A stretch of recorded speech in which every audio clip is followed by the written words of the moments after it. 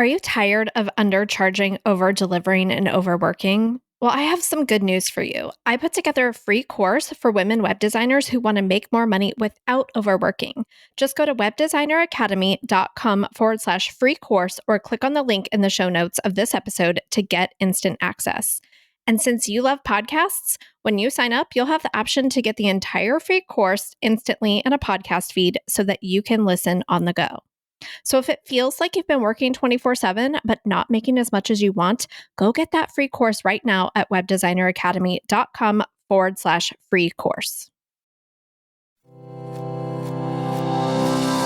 Welcome to The Profitable Web Designer, a podcast for web designers who want to work less and make more money. I'm your host, Shannon Mattern, founder of the Web Designer Academy, where we've helped hundreds of web designers stop undercharging, overworking, and create profitable, sustainable web design businesses. Hey there, and welcome to episode 121 of the Profitable Web Designer podcast. Today's episode is the second in our 4-part Profitable Web Design Business Vision, Planning, and Goals workshop series. So if you haven't listened to episode 120, go back and listen to that first, and then meet me back here for part 2, all about time blocking and profitability. Because in order to create a profitable, sustainable web design business, you have got to proactively plan like the CEO of your web design business. And that includes creating a realistic schedule and plan for your time, and then prioritizing the activities that will keep you in business, because you do not have infinite time. And running your web design business, like, you do have infinite time to give to your clients, but no time to give to growing your web design business, is one of the biggest challenges we help web designers overcome when they come to work with us inside of our programs. And like I mentioned back in episode 120, I invite you to not just listen to these episodes, but to do the exercises I walk you through on paper, because your results will not change unless your actions change. And shifting from just listening to doing the exercises is one small but powerful step for changing your actions. So to get that workbook that I referenced throughout these episodes, just go to webdesigneracademy.com/120. Enter your name and email address. I'll send you a link to the workbook. It's the same workbook for all 4 episodes in the series. So if you already have that, you don't need to get it. But if you don't, go ahead and get your hands on it. And I'll also add you to our email list so that you get future episodes of the Profitable Web Designer podcasts. So are you ready? Let's go ahead and dive into episode 121, number 2 in the 4-part Profitable Web Design Business Planning series, all about time blocking and profitability. Where we left off after session 1 is you guys were time blocking out your personal time for how you aligned with the vision that you just wrote, how you wanted to spend your time, what your days looked like, when you were doing certain things. You are now putting that onto this time blocking calendar where you have Sunday through Saturday. You have morning, afternoon, and night, and you're just blocking right now your personal time. And then it is not like tomorrow you're going to leave here and you're going to do your Friday exactly as you have Friday here on this. You are going to pick the easiest part of your plan to implement, and you're going to implement the easiest part of your plan. And then once you've got that down, you're going to implement the next part of your plan. And maybe you're putting things on here that you're already doing and that are already easy for you to commit to and implement. And you're going to like celebrate yourself for being like, yeah, totally. Like, I've got that part down. Now the next part, I'm going to layer that on, because you must take intentional action to create the vision. You can't just write the vision, put it away, like you said, never look at it again, and then expect to create it and keep doing what you're doing and expect to create it. So this is like your guiding plan. And we can't implement a whole entire plan overnight either. I think that's where a lot of you guys get stuck, because you try to change everything all at once. You all have step 1 done, your personal time for your general week laid out on. The next thing we are going to block out is marketing your business. So your you time comes first on your calendar. That is the most important thing, is like work-life balance, business-life balance, business-life blend, whatever that looks like for you. There is no wrong about what your time blocking looks like. It should align with your vision for your business, and that is unique to you. The next most important thing you can do is not client projects. It's not client work. It is marketing.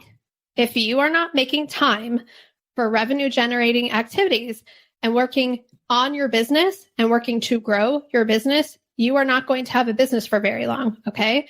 This is why so many of you are struggling to get clients, because you're not prioritizing your marketing. So the number one most important task to make time for every single week in your business, for your business, is marketing. This is how you create clients. You have got to put yourself out there consistently if you want to create clients consistently. And for the system we teach inside the Web Designer Academy, it only really takes 1 to 2 hours per week, if that, to implement our marketing system once you get over all the mind trash around it. Okay. And I'm sure our Web Designer Academy students that are here can tell you, once I get over the mind trash, or I come to like a co-working time where we're doing this together, it doesn't take very long. And so when I say marketing, I am not talking about posting on social media. I'm not talking about blogging. I'm talking about relationship building. I'm talking about reaching out to people and inviting them to get on a consultation call with you, inviting them to work with you, following up with people in the past, reaching out to current clients and finding out how you can help them with the next thing that's going on in their business. It literally only takes an hour or two a week. And it's literally the one thing that will make and break your business. So how many of you are like, marketing, I don't want to put this on my calendar? Nay says, I always put it off. And then when I do it, I feel like it wasn't a big deal and wonder why I didn't just do it. Yeah, exactly. Crystal's excited to put it on her calendar. Yvette dreads it. Here's the thing. I recommend that you put marketing as the first thing you do in your business every single week before anything else. Get it done. Get it done. Get it done.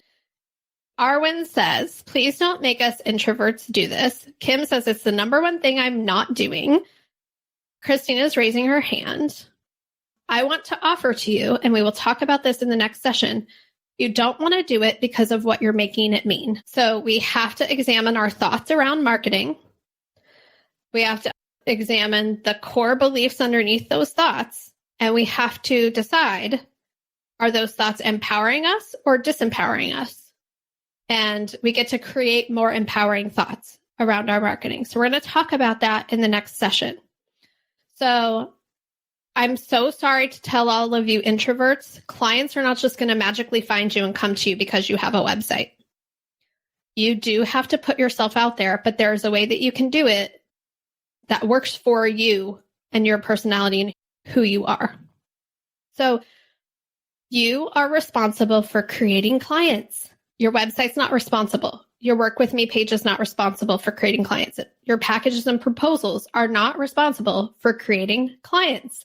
You are responsible for reaching out to people, building relationships, finding out who they know, connecting with them, adding tons and tons and tons of value to your relationships so that people can't help but to think of you when they're talking to someone who needs what you do. So marketing is the number one most important thing that you guys are not doing that you get to put on your time blocking. So imagine you a year from now who has the results that you created in your vision. When is that person who got their mind right around their marketing? When are they doing their marketing? When are they like, you know what? Not my favorite thing to do, but I'm doing it because I know that it's going to get easier and it's going to help me create this result. 1 2-hour block in this whole timeline. In this whole, all of these, how many of these blocks are there? You just need 1 2-hour chunk in all of this for the most important thing to do in your business. Can you endure 2 hours of discomfort a week? to create the vision that you want. So I want people to tell me, when are you doing your marketing? Pop that in the chat. Michelle says Mondays are for marketing. Awesome. Ronnie asks, can I break it down to 2 1-hour chunks? You absolutely can, Ronnie. Nay says Monday morning. Sharon's Monday morning 10 to noon. Crystal says Monday mornings and Saturday afternoon. Crystal, is that after you clean? Is that after half day, whatever you called it? Yep. So you get your office all nice and clean, and then you sit down and you do your marketing. Brenda and Kate are Tuesday morning. Crystal loves marketing. I want to know, you love cleaning and you love marketing, Crystal. Like, you have some great thoughts. That's awesome. So block that time for marketing. And then your job is to practice every week holding that space for marketing. That's like your first step. Hold that space for marketing. Don't make excuses for it. If you sit down to do your marketing and you are like just having all kinds of thoughts about it, write down all the thoughts you're having about it. Keep the time. Take that time to just write down all the thoughts you're having about it. You get to examine those thoughts and decide, do I want to believe this? Are these thoughts empowering or disempowering me? What else can I think that would be true? Okay, that could be true. So I'm going to recommend that you hold that space for marketing every week, no matter what. If you are still having all kinds of feelings and thoughts about it, use that space that you have held for marketing to write down, what are all the things I'm thinking about this? Do I want to keep believing this, or do I want to work on shifting this? Okay. So the next block of time is when we are going to have consultation calls. When are you having consultations and conversations? So we recommend that you batch these, okay? Like, we recommend that you pick the time that you're going to have consultation calls, or like project kickoff calls. We teach a project kickoff call process in the Web Designer Academy, or design meetings is part of our process, or revision calls, or project handoff calls, or other meetings, just like coffee chats or market research calls. These are all the different types of conversations that you might have with people. And we like to have you batch those in like a block of time, depending on your energy and how you like to do things. We like to have you say, these are the times that I do these things. And this is how you really stay in control of your time. So you have a potential client that wants to talk to you about the project. You don't like use your marketing time block to do a consultation. That time block's for marketing. You use the time that you have set aside, and hopefully you have some sort of scheduler like Calendly or Acuity or whatever. And you have these different blocks set up where if it's a market research call, they can only book during these times that you have times available. If it's consultation, they can only book when you have these times available. If it's a kickoff, maybe you don't have those on your calendar, but you know in your mind, I only do project kickoffs on Wednesdays between 2 and 4. This is where you get to, if you're like, well, I don't know when things are going to happen, you get to decide when things are going to happen. And you get to decide, like for me personally, I put all of my meetings, I call these meetings. These are times when like I have to be at a certain place at a certain time. I probably want to be showered, maybe, possibly. I don't know. I typically am showered. Like I typically am like camera ready because I'm going to be on camera with our students or with our clients. I'm not always camera ready, but like I want to be on camera, like ready for that in chunks of time so that I can prepare, and so that the rest of my time is like, oh, if it's like, if I'm working on client work, I can do that from bed with a messy bun and like whatever, right? That's just me. You could go to a client meeting with a messy bun. Like you get to do whatever you want, but that's just me. So I like to block conversations or meetings where I'm going to have to physically like show up on a certain day. And I like to do it at the end of the day because I personally, I'm most creative in the morning. I have my most ideas in the morning.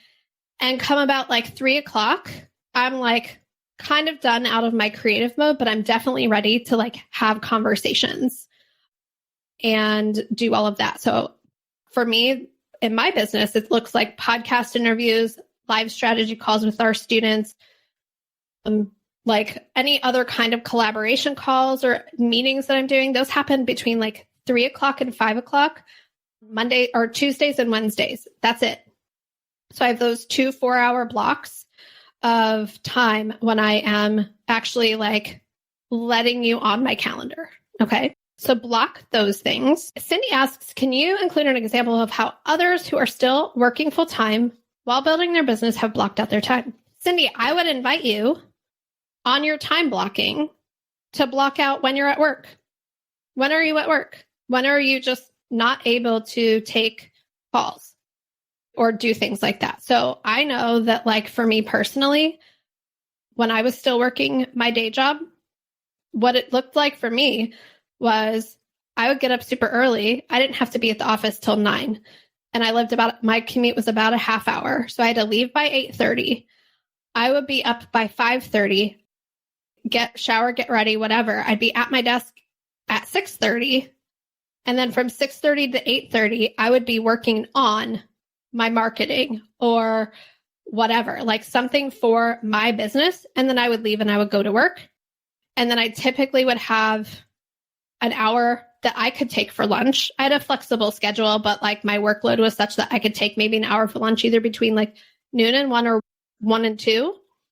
So I would take consultation calls from my office during that time or from my car during that time because it was my break. It was my time. I could do whatever I want. I had my own office. And then for me, in the evenings, then I would get home from work. I would make dinner, do whatever. And I'd probably pick my laptop back up around 7 and work from like 7 to 9 on client work. And that's what I did for growing my business. I had clients that I was working with. I was running the 5-day challenge. I was doing my marketing. So you get to design that for you and that, but you have a job. They're paying you. Like I would consider that personal time. And so then you build the rest of the things around it. And do you want to work on Saturdays and Sundays and evenings or mornings or whatever? So that's totally up to you. So Michelle says, how much time do you leave open for these? I was thinking a 2-hour block on Mondays for scheduling client kickoffs, but another 2-hour, 4 hours for discovery calls. Michelle, put whatever you think, and then you can come back and edit. You can come back and edit this. So this is a guiding document. This is not like set in concrete stone. This is like the version of me at the end of the year in 2023. I have integrated this into my life. It didn't go perfectly every week.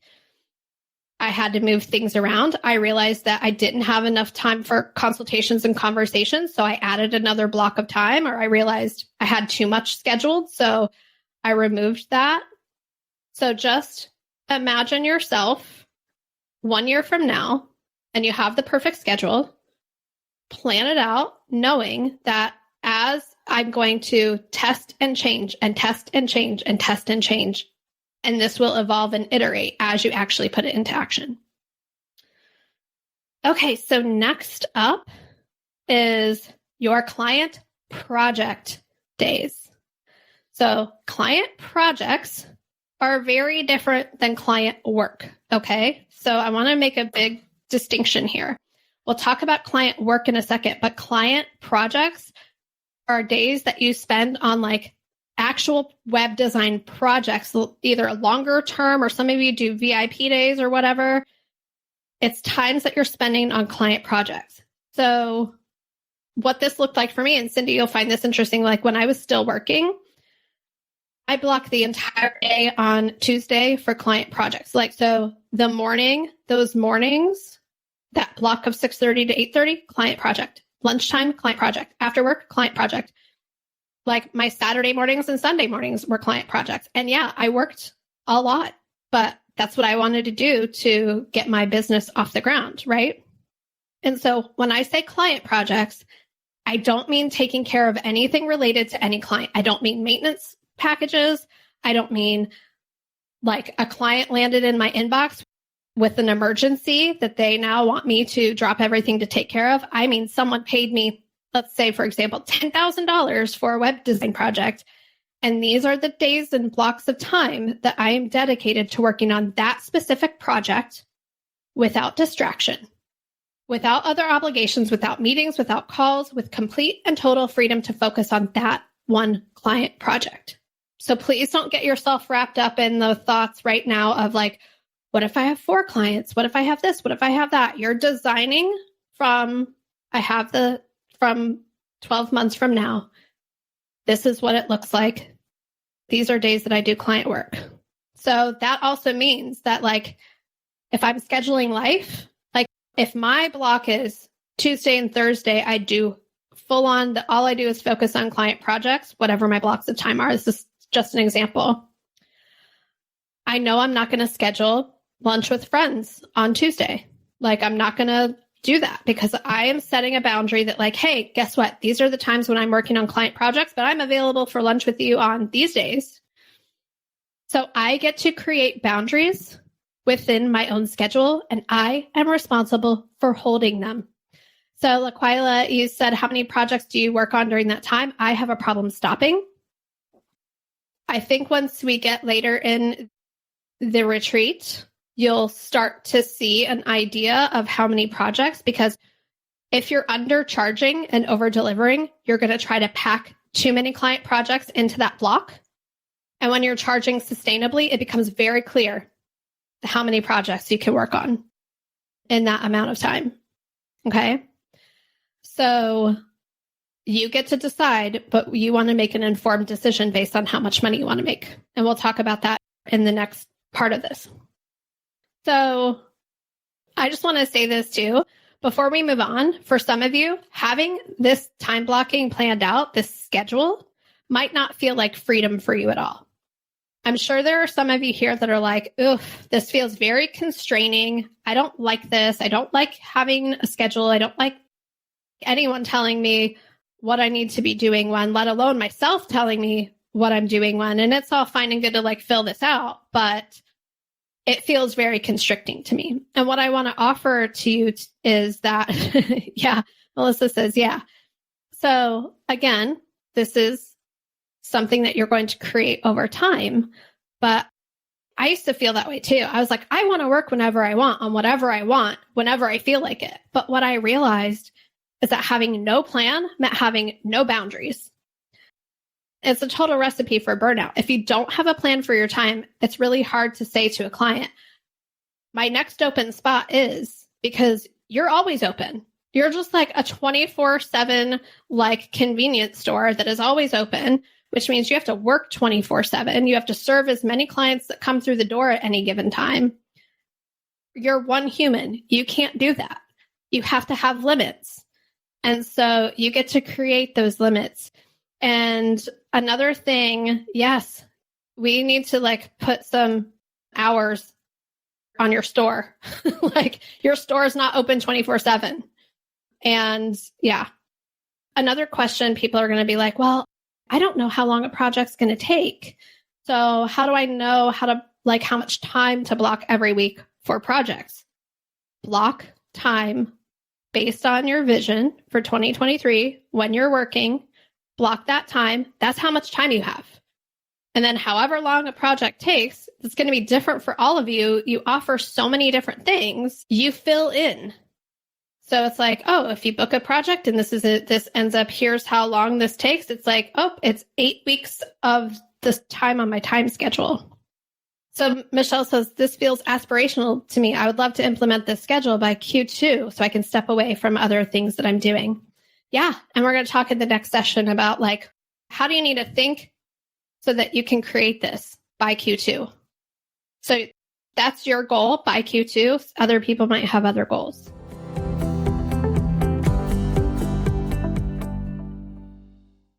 Okay, web designers, let's talk about the C word, creative burnout.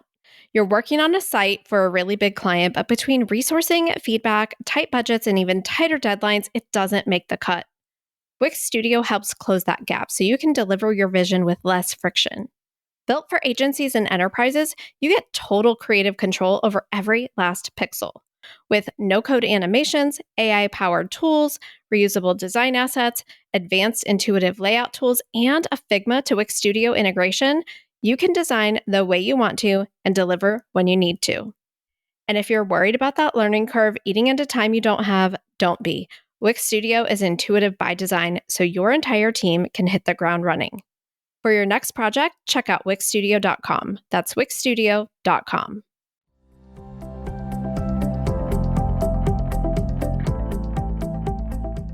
Client projects are dedicated like web design projects. Whether that's a VIP day, if you do that model. We don't teach that model in the Web Designer Academy because Sarah Massey is like the queen of VIP days. Her system's amazing. We support people who do use that system, but we don't like teach the ins and outs of that. But whether that's a VIP day, a web design project is, if you do it the way we teach in the Web Designer Academy, is basically like a series of VIP days where you are blocking dedicated time to work on client projects and you're not trying to do everything all at once and burning out, okay? So get your client project times, and then let's talk about client work times. Client projects are different than client work. This next one of when you do client work is going to be very tough for a lot of you because, let me come back to that, Kate. Kate, your question of how do you know how many hours a website will take? Let's come back to that because we just right now want you blocking the time you will be working on those sites. And we'll get just an average for the next step. You're in the Web Designer Academy. We can work on like specifics for your specific situation in coaching over there. But right now we just want to get a general idea. So client work and how that is different from client projects. And this, like I said, this is going to be a tough one for a lot of you because how many of you are used to opening up your laptop or looking at your phone and opening up your email? And the first thing you see is all these client requests and emergencies of things that like they need done right now, right away, by tomorrow, by yesterday. This is broken. This isn't working. And you think, oh, I can just take care of that really quickly. Or, oh my gosh, this is an emergency. I have to drop everything I'm doing to help them because they've told you it's an emergency. Or you just feel super overwhelmed and like it's another thing on your to-do list. So you just might as well do it now to get the mental relief of it being done. And the kicker is that like 80% of the time, you're not even being paid to do this stuff. How many of you can relate to that here? I'm wondering if I'm frozen because, okay, cool. Yeah. Sarah's like, yep. Kim's like, yep. Arwen's so much. Yes. Yes. So you have got to stop treating your clients' requests and emergencies as like your top priority. I know it sounds crazy, but it is not. And the way that you do this without it rocking your whole schedule and taking all your personal time and all your client project time and all your marketing time so that all you're doing is working on these client requests that you're 80% of them you're not even charging for when you should be, is you pick a chunk of time on your schedule for when you do client requests. And then you let your clients know, hey, guess what? Starting next month, any requests submitted to me by, let's say you do them Thursday afternoons, just for example. I block from whatever, pulling this out of thin air, noon to 4 on Thursday afternoons for client requests.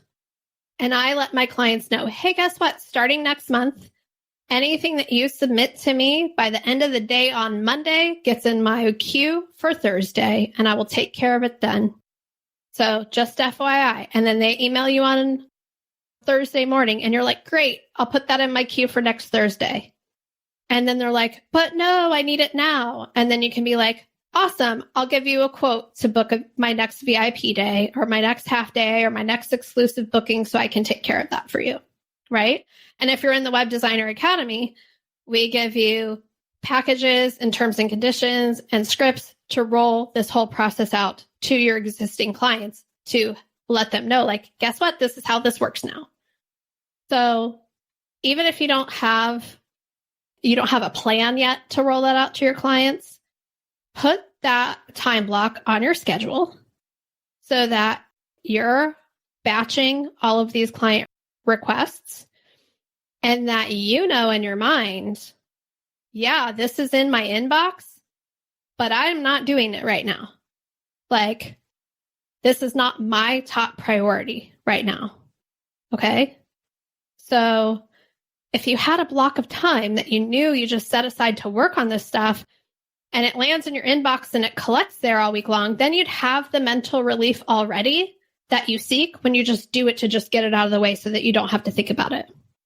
Crystal asks, is that something you charge like a container? You should be charging for anything that you're doing for your clients that isn't under a maintenance agreement or within a project.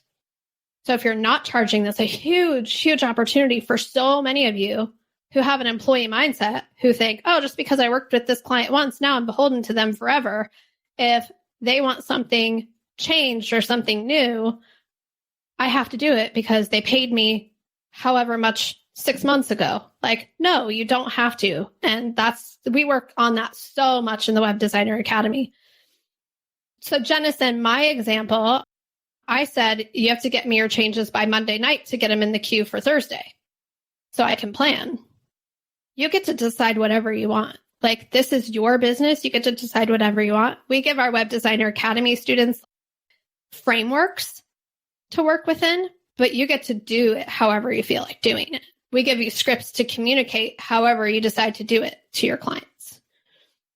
So your client projects are like the big chunks of time for like building websites, doing branding, whatever it is that you do for your client. Client work is all of the requests that come in that aren't part of client projects or maintenance. It can even be already pre-existing maintenance agreements. I would recommend that you do your maintenance agreement stuff that way. And if it lands in your inbox and they haven't already paid for it, you get to be like, great, I'd love to get that in the queue for Thursday. Would you like me to send you pricing, an invoice, whatever? So that's what that looks like. And they'll be like, I didn't think that would cost money. Okay, well, you have a business. You don't do stuff for free. Why would you think I do stuff for free? We tell you how to handle those weird conversations inside our program. We have scripts for all of that. But like, you should just always assume that they know that they're paying for work that they didn't pay for. Like, why wouldn't they? Okay. So that's your client work, client requests. The next block is your admin stuff, right? That's your contracts. This is where you put together your irresistible package matrix and you send that off to your client and you explain to them your packages and your pricing. That's your admin stuff. Your admin stuff is following up on invoicing. Your admin stuff is getting the contract prepped for when someone said, yeah, I want to move forward with you. Your admin stuff is not like, let's talk about, we always have to talk about email, but email trips you guys up all the time. In a perfect world, you would be like, I do email responses like 1 day a week. I do that on Fridays and I do that once a week. I know some of you guys like cannot stay out of your inbox. I can't stay out of my inbox either. Decide what times of day you're going to actually like respond and handle emails. I am still the biggest inbox addict. And even though I'm never going to break the habit of being in my inbox, I don't worry about what's in there. I don't like write responses in my head to them when I'm not doing it. I'm not ruminating. I'm not getting overwhelmed about it, like all stacking up. I just have a day that I handle it. I get through as much as I can. And if I can't get through the rest, it's okay. And if I have a plan for all these client requests, it makes it really easy to be like, boom, here's what's going to happen. I'll follow up with you when it's done, instead of like dreading responding when you have boundaries, when you have your time planned out. It makes it so much easier. So I also invite you guys to put up an automated response. So that just automatically replies and says, here are my business hours. Here's when you can expect a response. If you're a current client, here's what you can expect. If you're not, here's what you can expect. It can wait. it can wait. The health of you and the health of your business is a top priority over email. And then I play what I call the inbox game on Fridays, where like when my inbox starts to get too out of control, I'm like, you have to start at the bottom and work your way up, and you have to do something with every single one of these. So that's what I do. I don't know if I put this in here. I had like a line where I was going to have you guys make a commitment on when you checked email, but I'm not going to do that to you. And then your next is your own working on your business, your training and your mentorship. You are going to always be learning something new. You're going to be upskilling. Our Web Designer Academy students set aside time to go through our modules, attend our coaching calls, attend our co-working, attend the Genius Chats. They set aside that time to do this intentional work. You guys are here today doing this really intentional work on your business. This stuff is critical. It can't be that I do this work and then I close the doc and I just go back to doing what I was doing before, because you will continue to create the same results that you create. So a commitment to your business and your business development and managing your mind and doing the things that you need to do to move your business forward, making time for that every single week, uninterrupted, quiet time for that every single week.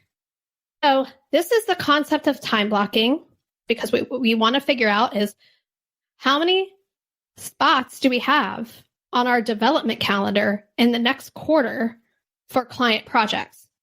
So when we go to figure out what does our pricing look like, how many spots do we truly have available, you can figure out, like, reverse engineer what is sustainable, profitable pricing for me. And then most of you are going to freak out, and we'll take care of that in the CEO decisions section.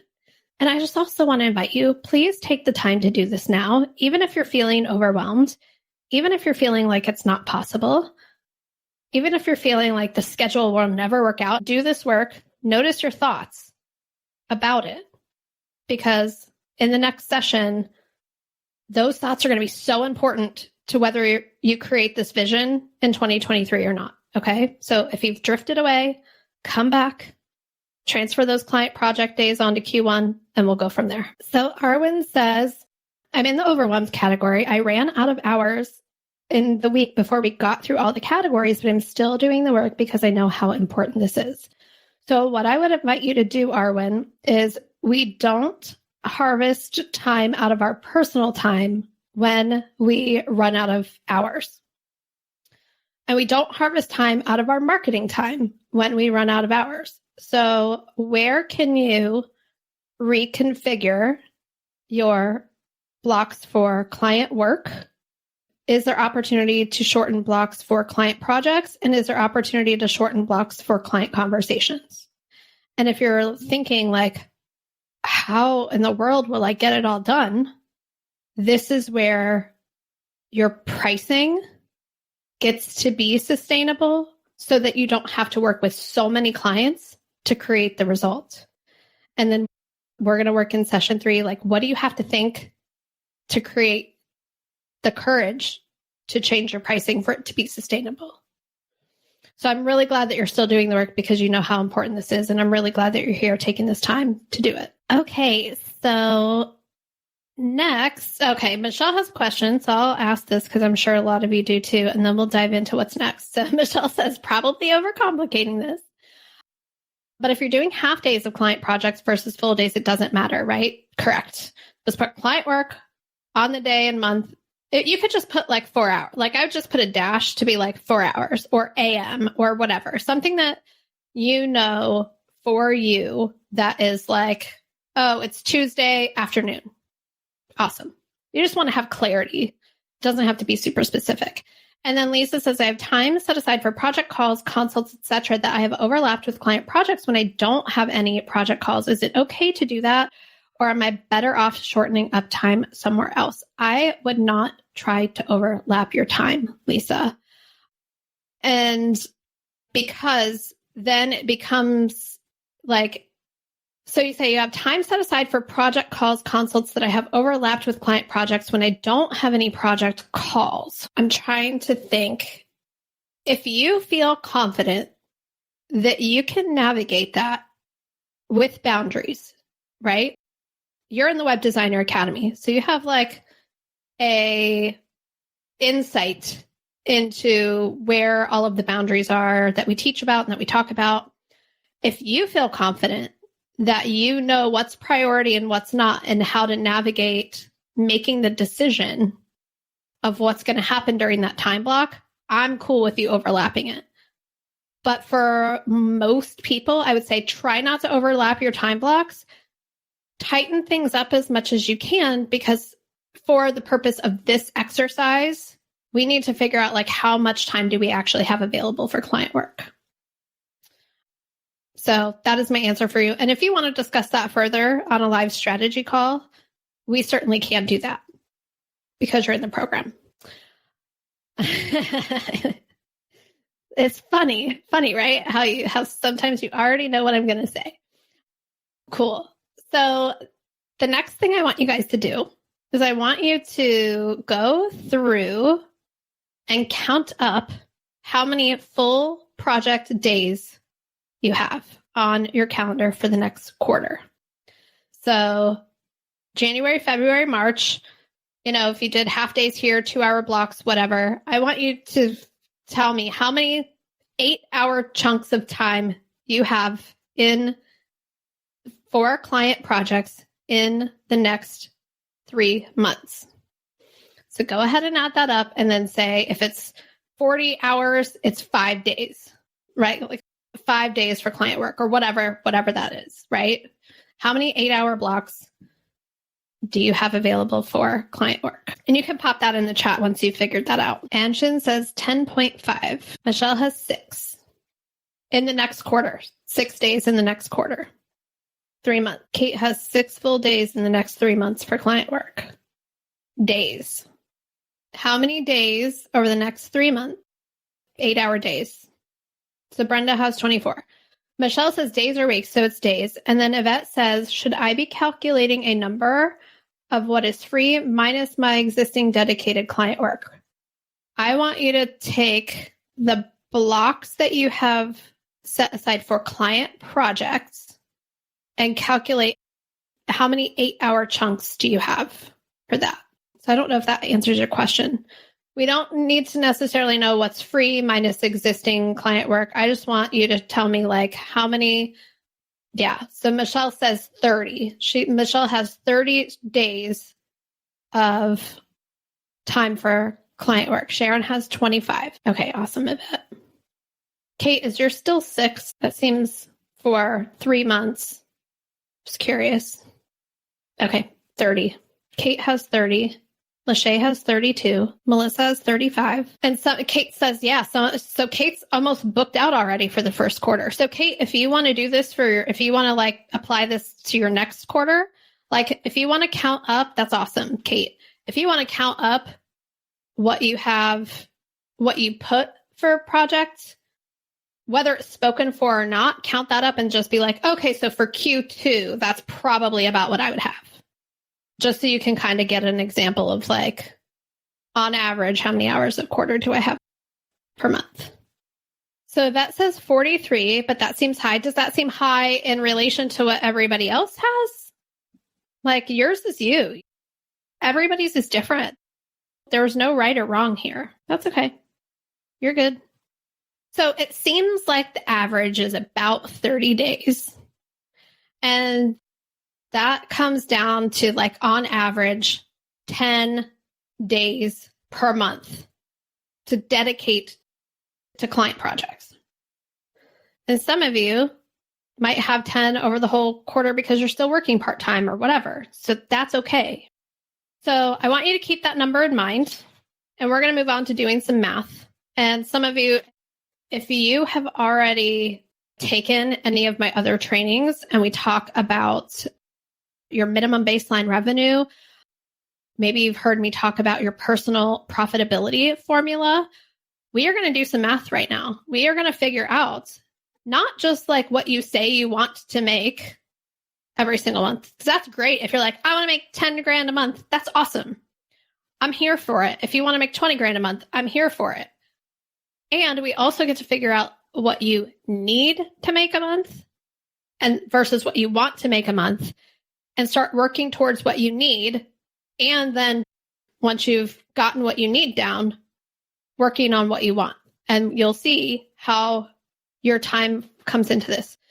So in your Google Doc, I have the personal profitability formula, and I have a calculator that you can make a copy of. It's called the minimum baseline revenue calculator. We give a more beefed up version of this calculator to our clients inside of the Web Designer Academy. You're kind of getting the one that's just going to help us with this exercise today. I want you to just take some time like on your own. There's not a spreadsheet in this for that, but like literally take time to think through like, what are my needs for the month? Like, what's my mortgage or my contribution to my mortgage? Because literally, like, or my rent or whatever. Every single person here has a different situation, right? They have a different situation.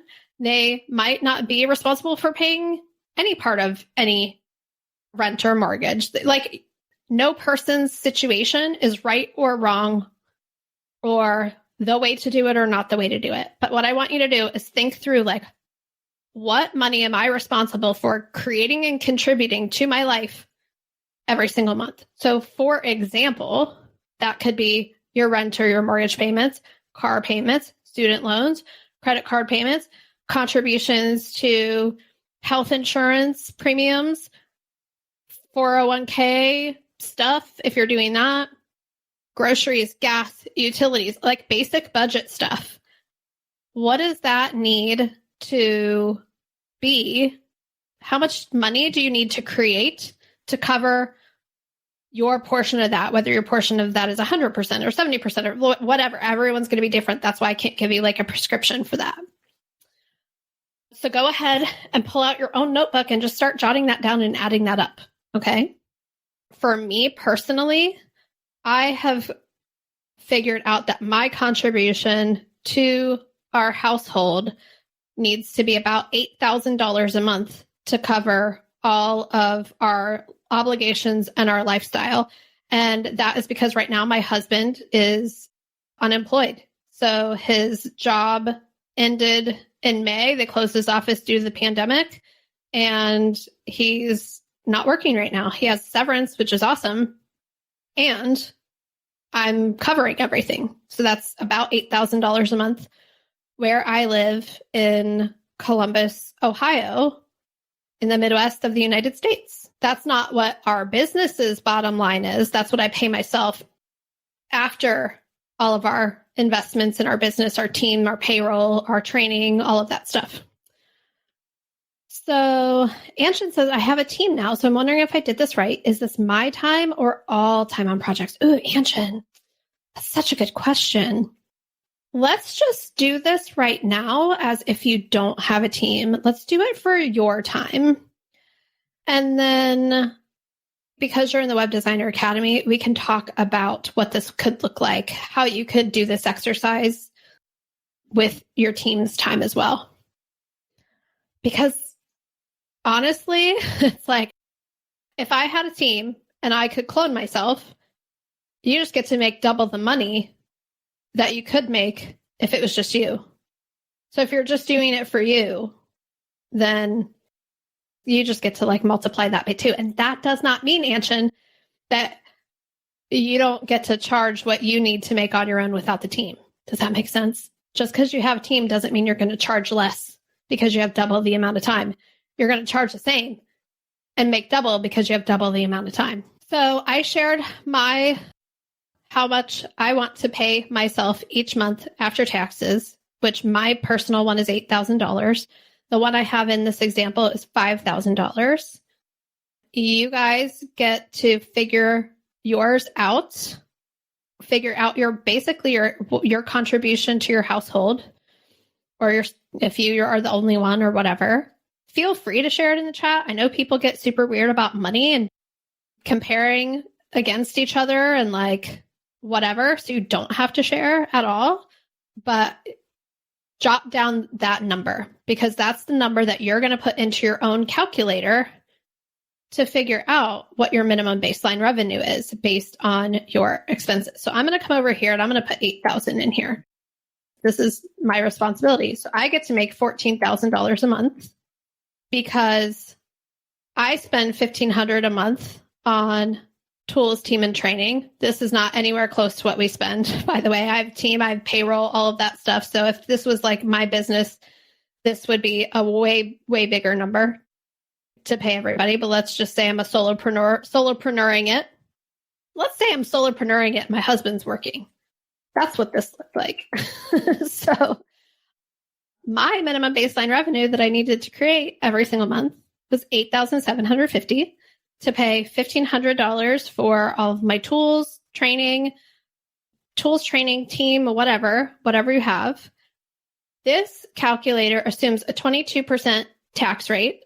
So this is not legal, financial, or tax advice. I don't know what your tax rate is. Everybody is different. We all live in different countries. Please consult your tax professional. 22%, 25% is a good estimate for people in the US. And then that figures out your net profit.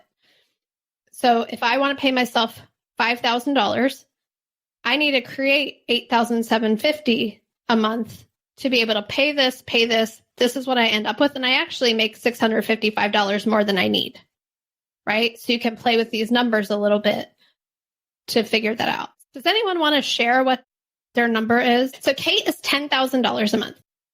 Kate, that's your minimum baseline to live. So we're going to use Kate's example of $10,000 a month is her minimum baseline. That's how much she wants to pay herself after taxes.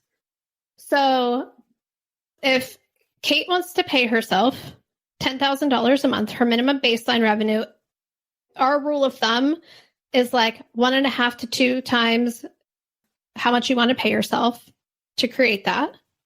Escape. Estimated business expenses. Kate, do you have an example? Oh, $8,500. $8,500 after taxes. Okay. So that puts your minimum baseline. Do you have an idea, Kate, of what your monthly expenses are off the top of your head for your business? What you spend on your business every month? I think $1,500 to $2,000 is probably ballpark if I had to guess. Kate needs to bring in $12,000 a month to be able to pay herself $8,500 and have enough left over for her other obligations. So Kate, how many days did you have over the next quarter? On average, how many days a month for client projects? That's pretty much the response everybody's going to have. Whoa, I'm undercharging. So how many days do you have? 10 days a month. So on average, and I know that you asked this, you're like, what if I don't know how long a project's going to take? But on average, how many days, in your perfect world, right? In your perfect world, would that be 10 days on one project a month? So would it be over 6 weeks? We have our process in the Web Designer Academy, just so you guys know.